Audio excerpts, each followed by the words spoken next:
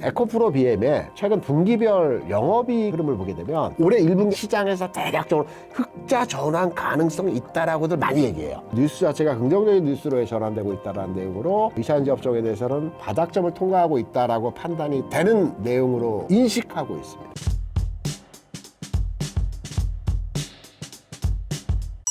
현재 2차전지 시황 어떻게 보고 계신가요? 시황 이전에 아픈 손가락입니다. 2차전지 아마 개인 투자자분들께서 가장 많이 가지고 계신 종목이 삼성전자이고요. 그러니까 2천만 투자 고객 중에서 400만 명의 고객분이 투자자께서 삼성전자를 보유하고 계세요. 그런데 이거는 이제 절대 큰 비중에서의 상황이고요. 2차전지 종목들에 대해서는 아주 많은 분들이 지금 많은 금액이 투자되어 있으시죠. 개인 투자자들 사이에서는. 근데 주가 상황에서는 몇 퍼센트가 빠졌다라고 얘기하기도 처참할 정도로 최근 주가가 계속 하락하고 있어요. 제가 2차전지를 얘기할 때는 이 내용을 한번 제가 설명을 한번 드려보고 싶습니다. 최초 2차전지를 투자하실 때 내가 어떤 종목을 사셨건 간에 최초에 투자하실 때의 생각은 내가 2차전지 업종에 대해서 이 종목에 대해서 한 2, 3년, 3, 4년 장기 투자를 통해서 성장 산업이기 때문에 가져갈 것이다 라고 생각하시고 투자를 하셨을 겁니다.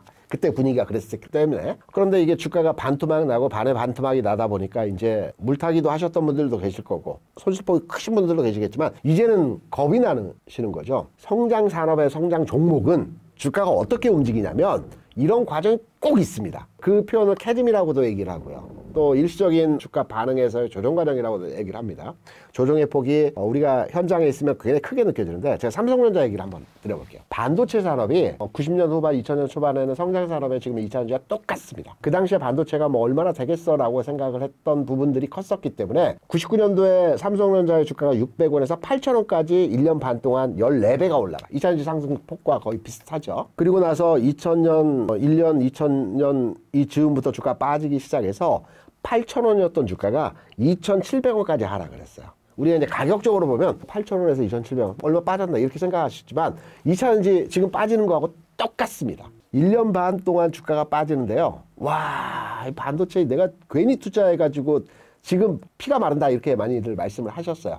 이때 매출, 영업이익 단에서의 흐름을 보게 되면 99년도, 2000년에 삼성전자의 그 영업이익이 1조 원이었습니다. 그러니까 반도체에 대한 매출이 확 늘어나면서 그간에는 몇천억 단위였는데 1조 규모로 영업이익이 확 늘어났어요. 반도체 된다! 주가도 그래서 600원에서 8,000원까지 올라간 거죠. 그런데 2001년도에 삼성전자 영업이익이 4,000억으로 줄어버렸습니다. 반토막이 더 준 거죠. 그러면 주가도 2,700원까지 내려갔던 거예요. 그리고 나서 2,700원에서 주가는 뭐 지금 주가 그러니까 그 이후의 상황은 여러분 잘 아실 겁니다. 큰 조정 없이 계속 올라왔던 겁니다. 2만원, 3만원, 4만원, 5만원, 6만원, 9만원까지. 2차전지 똑같습니다. 10배 이상의 주가 상승이 나타났죠. 그리고 최근에 캐즘이다, 뭐 적자 전환이다 라고 해서 주가가 계속 빠졌어요. 근데 여기서 우리가 긍정적인 뷰를 한번 제가 들여다보면서 말씀을 드려볼게요. 2차전지 하면 대표적으로 이제 에코그룹을 많이 얘기하기 때문에 에코프로 BM의 최근 주가 상황에서 흐름을 보게 되면 연초에 10만원 저점이었거든요. 이게 최저점입니다. 14만원까지 반등을 줬어요. 그리고 최근에 11만원까지 조정이 나오고 있어요. 아직 저점 깨지지 않았어요. 대표주가. 물론 저점 깬 종목도 일부 있습니다. 저점을 깨지 않았고요. 저점이 살아있다라고 보고 있고요. 이런 상황에서 이제 가격적인 변화입니다. 제가 앞서서 삼성전자의 매출에 2001년, 2002년, 1999년에 대한 말씀을 드렸죠. 에코프로 BM의 최근 분기별 영업이익 단에서의 흐름을 보게 되면 작년 3분기에 마이너스 400억 적자. 흑자 나다가 400억 적자가 나버렸어요. 아이쿠야 하면서 물론 그 전부터 주가는 미리 선반영되니까 빠지기 시작했지만 타격감이 왔었죠. 지난 4분기에 마이너스 100억이었습니다. 올해 1분기 아직 추정치가 나오진 않았지만 시장에서 대략적으로 흑자 전환 가능성이 있다라고들 많이 얘기해요. 물론 흑자가 안 날 수도 있겠지만 시장에서 전반의 컨센서스는 흑자 전환의 가능성들을 두고 있어요. 주가는 미리 움직입니다. 그러면 지난 1월에 저점을 찍었고 지금 11만원 선이지만 저는 저점을 그려가고 있다는 측면에서의 상황이라고 보고 있고요. 이 흑자 전환이 연속 2분기 나오게 되면 주가는 완전히 바닥점 탈출하고 움직임이 나타나는 겁니다. 그래서 긍정적인 뷰로의 2차전지 업종에 대한 전체적인 상황이 매출 영업이익 단에서 물론 좋은 회사 나쁜 회사가 이렇게 상존해 있긴 하지만 지난해와 같은 최악의 상황은 아니라는 점이 첫 번째이고요. 두 번째는 악재가 해소되고 있는 과정이에요. 왜냐하면 최근에 금양이 관리 종목으로 편입이 됐습니다. 금양 같은 경우는 2차전지 업종이 움직일 때 굉장히 핫했던 종목인데 일부 떨어낼 거는 떨어내고 괜찮은 것들은 살아나고 이런 과정이 진행되고 있다고 판단되고요. 그리고 셀사 중에서는 가장 우려됐던 게 삼성 S자의 유상증자였어요. 한 해 만에 말이 많았어요. 회사에서도 한다, 안 한다 얘기가 많은데 결국 했어요. 그러면 이게 시작된 악재의 출발점일까요? 아니라고 보고 있어요. 그간에 근심, 걱정, 우려만 가지고 2차전지 셀사 대표주에 대해서 우리가 판단을 했었는데 했습니다. 그럼 더 이상 나올 게 없죠. 유상증자 했습니다. 지금 19만 원대인데요. 발행 예정가가 17만 원입니다. 지금 가격에서 크게 더 빠질 가격이 없어요. 왜냐하면 발행가 이상으로는 유상증자 이전에 계속 주가 방어를 할 테니까. 그렇다면 악재 해소가 되고 있고요. 세 번째로는 뉴스들이, 긍정적인 뉴스들이 더러더러 나오고 있어요. ESS 쪽에서의 수출이 확정된 게 있고요. 또 RLF 같은 경우에는 뭐 비밀 유지 협약이 되어 있기 때문에 구체적인 국가나 기업에 대해서 얘기 나오지 않지만 뭐 3조 5천억에 대한 수출 계약, 물론 10년 장기 플랜입니다. 뭐 이런 내용들이 나오고 있고요. 기존까지는 뉴스라고 하면 다 캐즘이었는데 지금은 조금씩 뭔가 실마리가 잡히는 내용들이 나오고 있다는 겁니다. 그래서 세 가지 관점. 삼성전자 같은 매출의 기복 변화에서의 흐름들이 있고요. 에코프로비엠의 이제 매출 영업이익 단에서 흐름이 전환되는 상황들. 그리고 뉴스 자체가 긍정적인 뉴스로 전환되고 있다는 내용으로 이차전지 업종에 대해서는 바닥점을 통과하고 있다라고 판단이 되는 내용으로 인식하고 있습니다. 그래서 가지고 계신 분들은 힘드신 거 당연히 저도 이해를 합니다. 그런데 지금 버릴 구간 아닙니다. 그리고 사고자 하신 분들은 제가 앞서 말씀드렸죠. 2분기 연속에서 흑자가 나오면 완전히 턴어라운드 한다고요. 근데 그때는 좀 늦죠.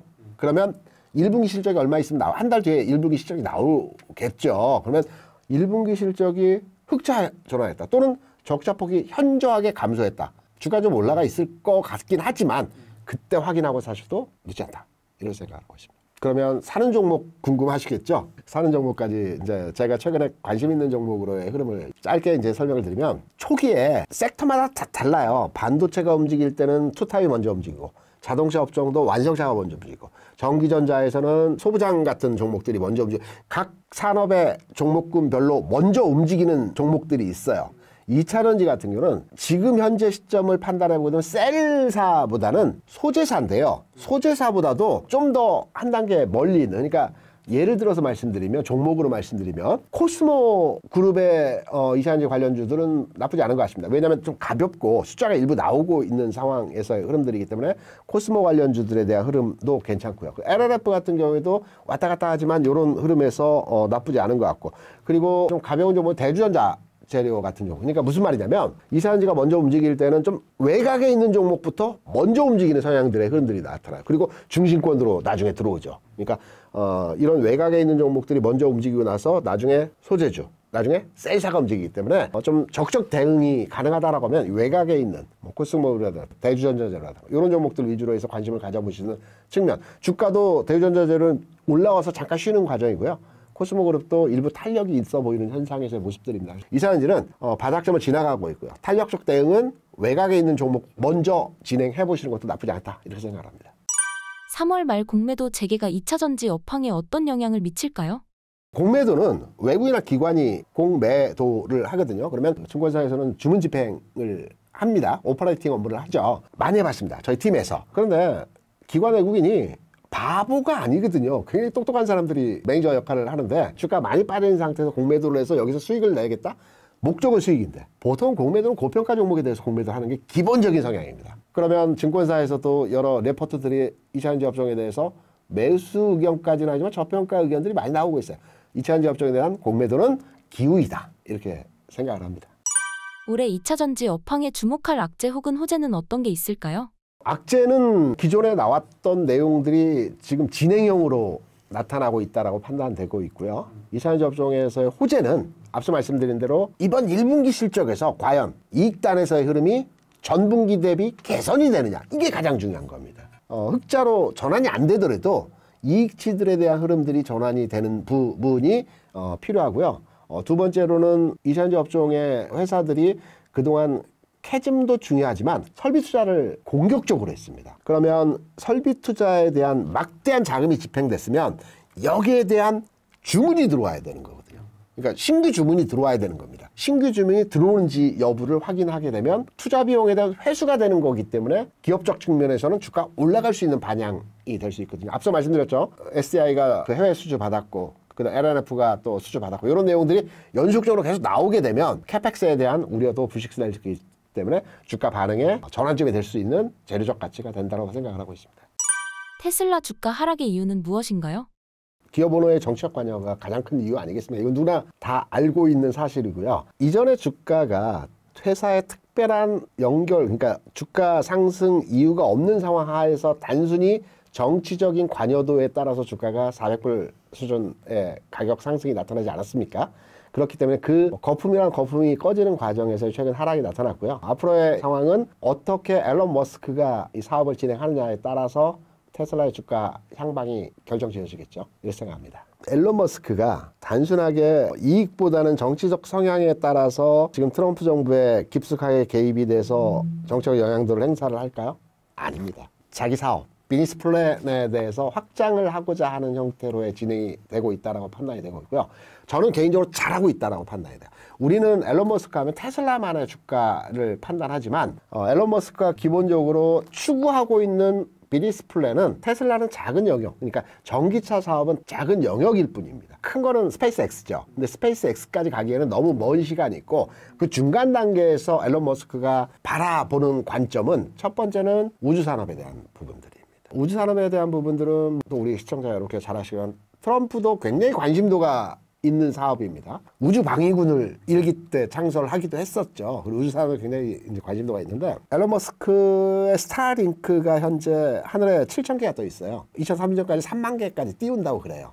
그럼 이 3만 개를 띄우는 과정에서 규제가 해제돼야 되죠. 법적 규제가 완화가 돼야 되는 부분들이 있습니다. 그리고 두 번째는 자율주행이죠. 앨런 머스크가 사업적으로 추진하고 있는 내용 중에서 강하게 푸시하고 있는 최근의 내용이 자율주행, 무인 자동차. 무인 택시 진행하는 상태로 지금 현재 되고 있지 않지만 이게 규제가 굉장히 강화됐거든요. 왜냐하면 자동차라는 게 사람 보호해야 되는 부분도 크기 때문에 규제가 굉장히 엄격합니다. 미국 같은 경우는 규제를 풀기가 쉽지 않은데 이 규제를 풀기 위해서 앨런 머스크는 트럼프 행정부와 밀월을 같이 한다라고 생각을 하기 때문에 득은 아직 실현되지 않은 상황이죠. 계속 추진하고 있다라고 생각을 합니다. 그래서 궁극으로는 테슬라를 포함해서 앨런 머스크의 사업적 방향에 대한 부분들이 확장성을 가지고 진행이 될 것으로 판단이 되고 있어요. 가장 중요한 것은 테슬라, 그러니까 우리가 이제 현재 상장 주식만을 놓고 판단을 하게 되면 테슬라가 최근에 뭐 거의 반토막 수준까지 하락을 했지만 반등의 가능성이 있다라고 저는 개인적으로 생각하는데 이 반등의 가능성에 대해서 우리가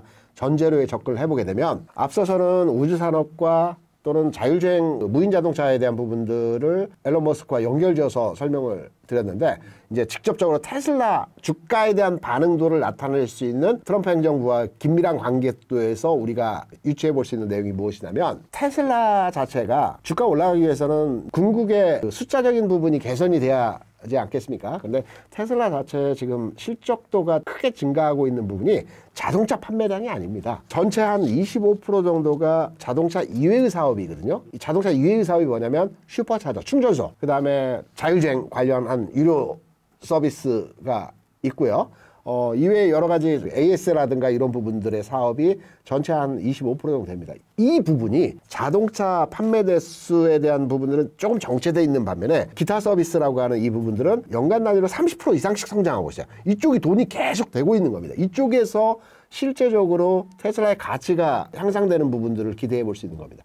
자동차는 실제로 인프라를 까는 거고요. 인프라를 깔아놓고 돈을 버는 거는 충전소나 무인 관련 그 서비스를 통해서 돈을 벌겠다는 거죠. 그래서 테슬라의 지금 현재 트럼프 행정부와 긴밀한 관계 속에서 진행되는 부분들이 이 부분에 대한, 왜 충전소를 여러 군데 추가로 설치하기 위해서는 또 규제 사안이 해소가 돼야 되고 주도권을 가지고 진행을 해야 된다는 부분들이기 때문에 특히 자율주행과 관련해서 이 부분들을 우리가 감안해 보게 된다면 아직 주가의 반응도에 현실화되지는 않았지만 궁극으로 이 부분들이 개선이 될 수 있는 여지를 보여줄 수 있기 때문에 현재의 주가 수준은 트럼프와 밀월 관계 이전 단계의 수준 이하로 내려와 있습니다. 그 근처까지. 그러면 지금 상태에서의 주가 200불 뭐 초중반 가격이라고 한다면 저점 구간에 틀림없이 들어왔다고 봅니다. 그래서 흐름에서의 상승이 나타나는데 다시 400불을 돌파하는 상황이 나타날 것이다. 이거는 시간을 두고 접근해야 되는 부분이겠죠. 그래서 최근에서의 가장 많이 주가가 빠진 테슬라의 종목에 대한 상황을 판단해 보게 되면 바닥이라고 단언해서 말씀드리기 어렵겠지만 반등 구간에 들어왔다. 주가의 반등을 노려볼 수 있는 자리에 들어왔다라고 생각을 합니다. 테슬라와 중국 전기차의 경쟁 전망은 어떤가요? 테슬라와 중국의 전기차가 경쟁 상대는 아니라고 생각을 하고요. 우리나라에도 BYD가 얼마 전에 출시가 됐고 광고 엄청나게 때리더라고요. 근데 몇 대 팔렸다, 그러니까 몇 대 안 팔린 것 같아요. 아직까지는 중국에 대한 인식도가 그렇게 좋지가 않습니다. 그렇기 때문에 앞으로 바뀔지는 모르겠지만 아직까지는 테슬라의 경쟁 상대가 중국 전기자차와 견주어서 판단하기는 어렵고요. 전기차 산업이 크기 위해서는 첫 번째가 가격입니다. 그러니까 최근에 테슬라가 저가 모델을 출시한다라고 하지 않습니까? 우리가 전기차가 일정 부분 성장하다가 멈춘 이유는 정부 정책의 방향선회가 아니고요. 가격적인 부담 때문입니다. 통상적으로 모든 전자기, 휴대폰이 나왔을 때 최초의 옴니아폰 나왔을 때 삼성에서 이때 가격이 한 200만 원 했어요. 지금 다 200만 원 하죠. 근데 기술의 향상은 어마어마하게 발전했지 않습니까? 가격이 다운되던가 기술이 혁신적으로 변화를 해야 돼요. 자동차 같은 경우는 지금 기술이 더 진보할 수 있는 부분이 없어요. 그러면 가격이 다운돼야 되는 게 산업의 확장성을 가지고 진행할 수 있는 부분들입니다. 중국 자동차가 싸긴 하나 통상 테슬라나 국내 현기차, 전기차는 가격이 내려가고 있는 추세예요. 이건 긍정적으로 바라야 합니다. 그래서 경쟁보다는 전기차의 전체적인 추세적 측면에서 볼 때 가격 하락 요인들이 발생하고 있는 부분들은 배터리 생산가도 낮춰주고 있죠. 양산되는 가격도. 이런 부분으로 굉장히 긍정적으로 판단되고 있고, 자율주행 말씀하셨죠. 전기차와 자율주행은 뗄래야 뗄 수 없는 부분에서의 관계도를 가지고 있다라고 생각을 하거든요. 자율주행 관련해서 산업에 대한 전망치는 앞으로 굉장히 산업에 대한 성장 속도는 있겠지만 아직까지 주식적 가치의 접근도는 조금 시간차를 두고 접근해야 되지 않을까 이렇게 판단하고 있는 상황이기 때문에 1차적으로 먼저 배터리 관련주들의 주가 수준이 전환이 되고, 그리고 나서 자율주행, 왜냐면 전기차와 자율주행은 뗄래야 뗄 수 없기 때문에 그 다음에 자율주행 관련해서 어떤 테마가 만들어질 수 있기 때문에 다음 단계의 테마다 이렇게 생각을 하시면 될 것 같습니다. 테슬라의 휴머노이드 사업 전망은 어떻게 보시나요? 굉장히 좋게 봅니다. 이게 올 한 해 여러 가지 이슈 테마가 시장을 선도 주도하겠지만 이 중에 하나가 저는 로봇 관련 산업에 대한 이슈가 올 한 해 계속해서 움직임이 진행될 수 있는 내용에서의 이슈이기 때문에 관심도 가져야 됩니다. 지금 늦지 않았다는 거. 로봇 산업에 대한 전체적인 시장 환경은 뭐 저보다도 여러분께서 더 잘 아실 거라고 판단되고 있습니다. 많은 기사와 많은 내용을 접하시고 또 공부하시고 연구하시니까. 그러면 전 종목적 접근으로서의 로봇주에 대한 해석을 한번 드려보려고 합니다. 기존의 로봇주가 움직이다면 레인보우 로보틱스 선두주였죠. 그리고 일부 큼직큼직한 대형 종목 내에서의 로봇주가 연동해서 일부 움직이는, 그러니까 레인보우 로보틱스가 독주했죠. 독주 체제였습니다. 이건 삼성이라는 백그라운드가 있었기 때문에 이 주가의 상승이 가능했다라고 보고 있는데 확산이 되지 않았어요.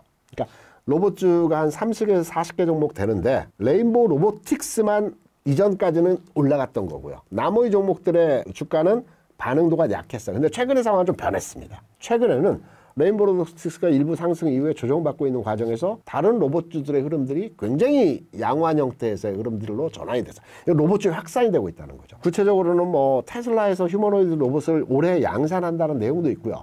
현대그룹에서 보스턴 다이내믹스라는 회사를 올해 손정희 회장과 계약된 부분에 있어서 4년 내에 상장해야 되는 내용이 있기 때문에 이 부분도 추가 이슈화될 부분도 있고, 지금 로봇주에 대한 전체적인 산업에 대한 분위기는 만들어가는 과정에서 재료적 가치가 넘쳐납니다. 종목의 접근에 있어서는 특이할 점이 아까 말씀드린 대로 전체적으로 흐름이 바뀌고 있다라는 내용으로 진행이 되고 있고요. 가격적으로 보면은 최근에 좀 올라왔어요. 대표적인 종목이 최근에 뭐 유일 로보틱스라든가 이 관절과 관련 전동기 종목인 하이젠, RMN 같은 종목들, 그리고 최근 주가 탄력이 있는 로보티즈 같은 종목들, 주가 상황에서 보면 이전 단계에서 한 차례 상승하고 최근 조정받고 있고 조정에서 완만한 하방 경직을 보여주고 있어요. 저는 고점 라인을 다시 돌파하면서 추세적 흐름을 다시 만들어간다고 보고 있어요. 기존에 지금까지의 방산이라든가 조선에 머물러 있던 개인 현금 자산의 투자 가치 부분들이 조선, 방산 이 부분들이 추가 여력은 뭐 있어 보이지만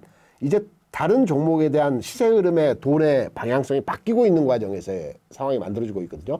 이런 과정에서 종목 확산이 되고 있고 로봇 테마에 대한 뉴스와 이슈가 계속 재점화되고 있는 상황이기 때문에 로봇주에 대한 전체적인 흐름도는 올해 계속해서 흐름을 만들어 갈 수 있다는 측면으로 가정해 볼 때 앞서 거론해 드린 종목들에 대한 관심도는 현 시점부터도 충분히 지켜봐야 되는 부분이다. 이렇게 생각하고 있습니다. 신사임당 구독자분들께 한마디 부탁드립니다. 제가 주변에서 투자자분들 뵙고 얘기를 해보면요. 힘들어하세요. 근데 제가 앞서서 모두에 말씀드린 내용이 올해 1, 2, 3월 장 안 좋지 않다라는 말씀 드렸지 않습니까? 좋았다라는 말씀 드렸지 않습니까? 그러면 전체 시장의 분위기는 나쁘지 않았는데 왜 내 계좌, 내 성적은 좋지 않을까? 라고 했을 때 이런 거죠. 저도 그 관념을 못 벗어나는데 조금 올라가면 매도를 하고 빠지면 사고 물린 종목을 가져가고 이런 패턴의 습성이 투자 측면에서 계속 진행됐기 때문입니다. 올해에도 시장의 전체적인 큰 물질이 나쁘지 않습니다. 순환이 계속 나타날 겁니다. 우리가 지난해 올해 방산주들, 조선주들, 전력기기주들 이 흐름을 못 올라타서 수익이 안 났거나 미리 팔아서 수익이 안 났을 거 아닙니까? 올해에도 이러한 흐름에서의 내용들이 계속 순환하면서 진행될 것 같습니다. 그래서 앞서 제가 힌트들을 몇 가지 드렸죠. 반도체에서는 소재 관련 종목들, 그리고 과 관련돼서는 유리기판 외 HBM과 관련된 연동된 확산의 종목들, 그리고 새로운 성장 섹터에서의 로봇주들, 뭐 이런 종목들에 대해서 일정 부분 투자 이후에 가져가는 단기 시세 흐름이 끝나지 않는 형태로의 진행이 될 수 있다는 측면으로 생각을 해본다면 올해는 내가 제대로 올라탔다라고 생각될 때에는 한번 끝까지 한번 가보는 투자 관점으로 올 한 해 수익을 한번 가져가 보시는 건 어떠하실까라고 생각을 하고 있습니다.